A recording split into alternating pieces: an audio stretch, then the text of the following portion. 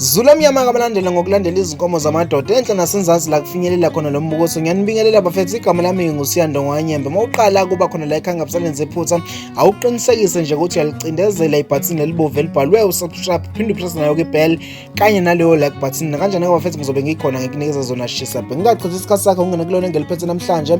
Isihlabani somculo kaMaskandi ukhuzanwa kaMpungozi uzoqopha umlando njengoba ezoba nohlelo lapha kumabona kude oluzobe lukhuluma ngempilo yakhe ke bafethu lapha ke kumzansi Magic. Lensizwa ile kushaya njalo umshosha phansi lapha nenkundla zokuxhumana njengoba ingakaze ize iluthi vulo lidaba, kodwa ke ile kuphotha izithombe nje eshiya abantu abaningi bemangele ukuthi kahle kahle yini le aphezulu kwayo. Emasontweni ambala ndlule uke wabonakala kwezinye izindawo zokudlela eThekwini Duke Restaurant eshutha zona ke iziqephu zalolu hlelo, kanti ke uthema ngabe ebuza wazama ukudukisa wathi ke ubeshutha ivideo yeculo lakhe ethi ijele bafethu. Ngicabanga ukuthi ke kushuthi ke imfihlo noma kukanjani, kodwa ke bafethu ngicabanga ukuthi umculo kaMaskandi ke wokuqala uzoba nohlelo ku television oluzobe lukhuluma ngayo. Siyabonga nje bafethu ukuthi uMaskandi uthuthuke uzofike kule ndlela. Siyazi ukuthi baningi ke ababambe iqhaza ekutheni uzofike lapho ukhona bafethu. Manje uMaskandi ake ngandi kakhulu nami bafethu, ngithi nje ke ngiphethe khona la, ngiyacela kakhulu ukuthi nisubscribe khona la ekhaya bafethu,